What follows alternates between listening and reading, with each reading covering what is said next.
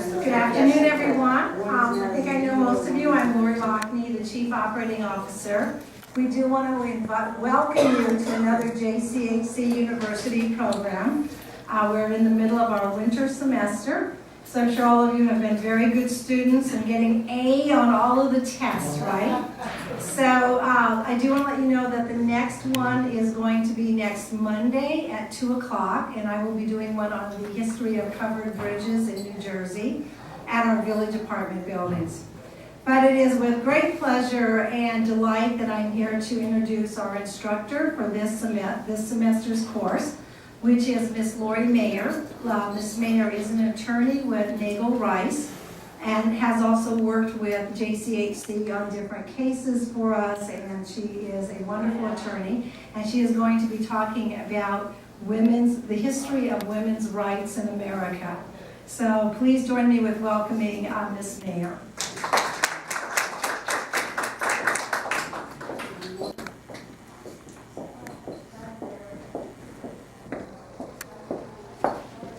Thank you, Lori. Good afternoon, everybody. Coming into the mic. I'm not sure. I don't know if you can do that.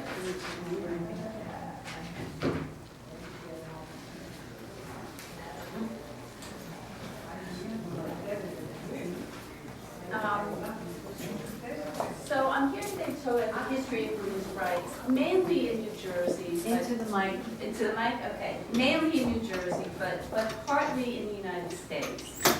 And as I was driving over here, I was thinking how when we were in school and we learned about women's rights, mostly what we learned about was the fight for the right to vote.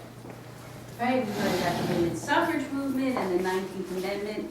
But there actually was a much bigger fight that went on before women had the right to vote, and really over the 80-year period before that. Because of the state of especially married women in the United States and England in the colonial period up through really the beginning of the 20th century. And when you look at the literature on this period, there are two phrases that you keep coming across about the state of a married woman in those years. One of them is civilly dead, and the other is legally invisible. Because in colonial America, and really well into the 19th century, a woman who married basically lost all of her rights. And so what ended up as the suffrage movement really started as a movement for married women to regain the rights that they lost when they got married. And just as an illustration, in 2011, a bunch of statutes, they were called the Married Women's Property Acts, were repealed in New Jersey. They were repealed because they were considered archaic and unnecessary. And I found a blog that pointed out one of the statutes. And what the statute said was that when a married woman's husband died, she was allowed to keep her suitable ornaments and wearing apparel, and the creditors could not seize it. And the person who wrote the blog was laughing how ridiculous that was, that there was a statute that covered that.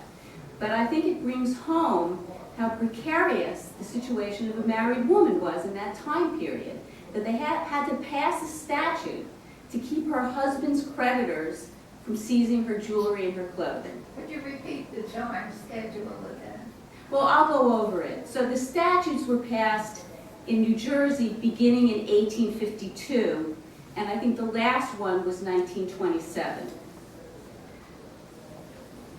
So just to start and give the background, there are two kinds of law. There's common law, which is the law that's made by the courts. And there's statutory law, which is the law that's passed by Congress. And in colonial times, most law was common law. And over time, the common law was changed by statutes. In that time period, around the time of the Revolution, the status of a woman depended on whether she was married or not. So an unmarried woman, and you have to pardon my bad French accent, was a femme sole, and a married woman was a femme couvert. And upon couverture, or marriage, a woman lost all her rights. And the ideal that underlay this loss of rights was that the husband was the wife's protector, and he stood in her place. Sir William Blackstone, who wrote one of the leading treatises on the English common law, described the relationship of the husband and wife as follows. By marriage, the husband and wife are one person in the law. That is, the very being or legal existence of the woman is suspended during the marriage, or at least incorporated into and consolidated into that form of the husband, under whose wing, protection, and cover she performs everything. And so some of the rules that resulted from this theory that a husband and wife were one person and that person was the husband were anything that a wife owned became the husband's. All of her property, all of her earnings, all of her jewelry, all of her clothing, they all became the husband's. A woman could not sign a contract, the married woman. A married woman could not sue, and a married woman could not be sued. A married woman could not sign a will. And the husband controlled who had guardianship of the children.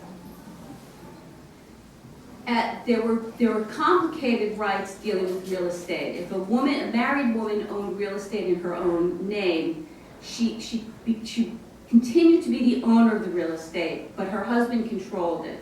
So he could rent it out, and if there was income that was generated, if it was a farm, if it was rented, if there was timber, all of that belonged to him. And in exchange for all of this, the wife really only had two rights. One of the rights was to be supported by her husband, and the other right was, when he died, to keep her reasonable ornaments and clothing and dower, which something called dower, D-O-W-E-R, which I'll explain. It was a right to receive income from a third of the husband's real estate.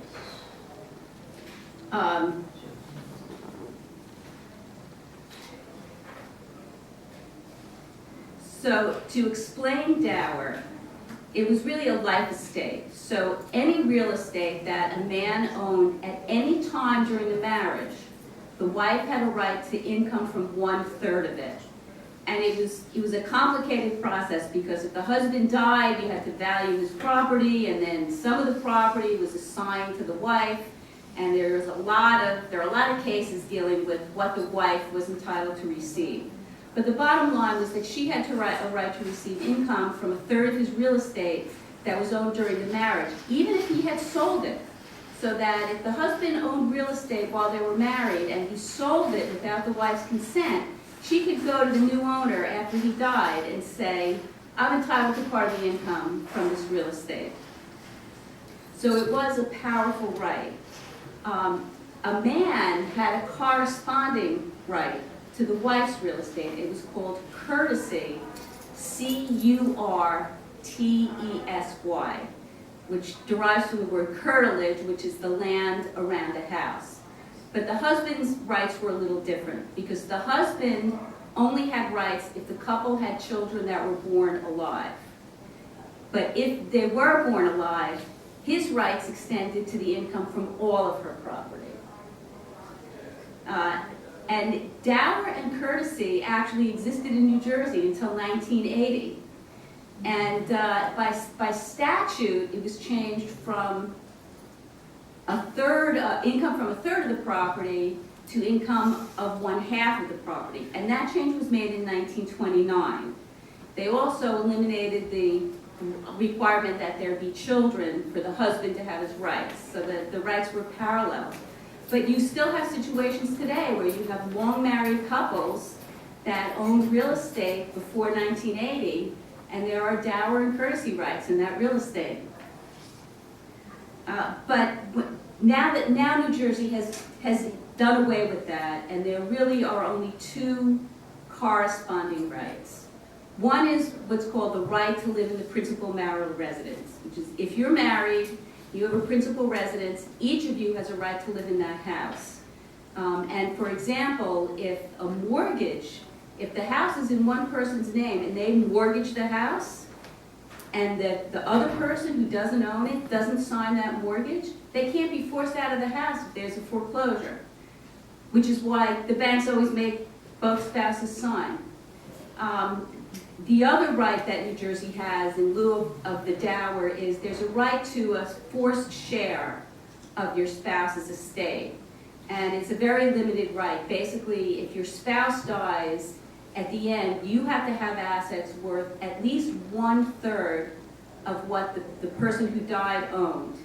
But it counts your own assets. So there's some spillover from these rights that have existed since early times that still follow us.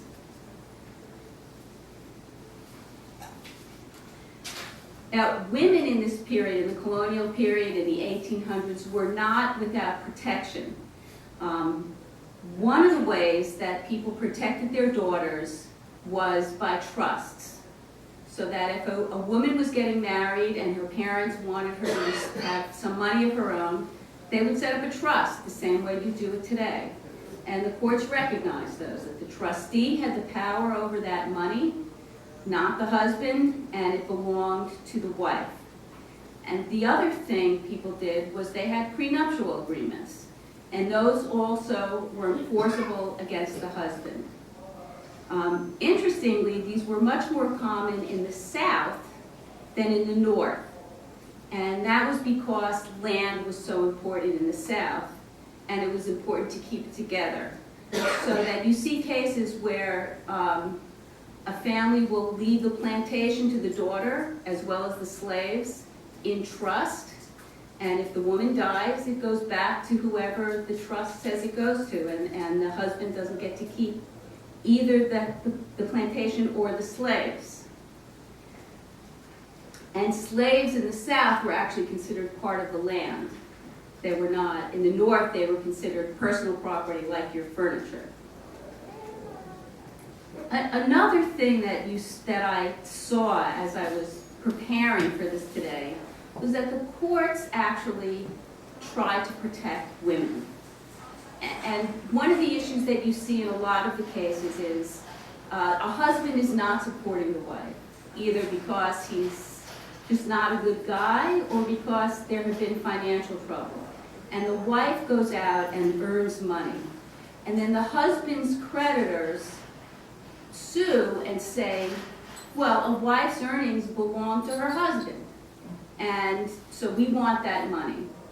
And a doctrine was adopted by the courts. And the early cases, in the first half of the 1800s, they say, well, yes, the earnings belong to the husband, but he can give them to his wife as a gift. And then they had very broad explanations of how we know there was a gift. And one of the ways they knew was that if the wife had her own account. So if it wasn't put in the husband's bank account, or wasn't used to pay the husband's debts, the court would say, oh, but he gifted that money to the wife. You husband's creditors, you can't get it. And then over time, you see this creeping increase of what the courts will allow the women to keep and not allow the husband's creditors to take. So for example, there's a case from 1867 where the wife is running a bar. And so she's bought the real estate and she's running the bar, and she says, well, we agreed with my husband that I would pay him enough money to pay the family's bills, but anything else was mine. And the court said, no, it would be okay if you had boarders in your house. We would let you keep that money. And if you were taking in washing, we'd let you keep that money. And if you were farming the land, we'd let you keep that money. But a business like a bar, no. You can't do that. That money's your husband's. the creditors can get that money. But then, 40 years later, in the early 1900s, there was one case, the husband filed for bankruptcy. The wife took some money of her own, clearly her own money, and opened a new business. And so they testify in court and they say, this is the deal we made. She set up the business, he was paid $100 a month as a salary, and he was an inventor. And everything else belonged to her. And there had been some patents issued.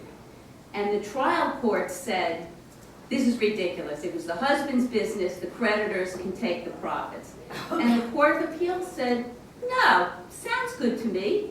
She spent the money to open the business, she paid him a salary, there were no records because they were married, why would they need records? The creditors can't get the money.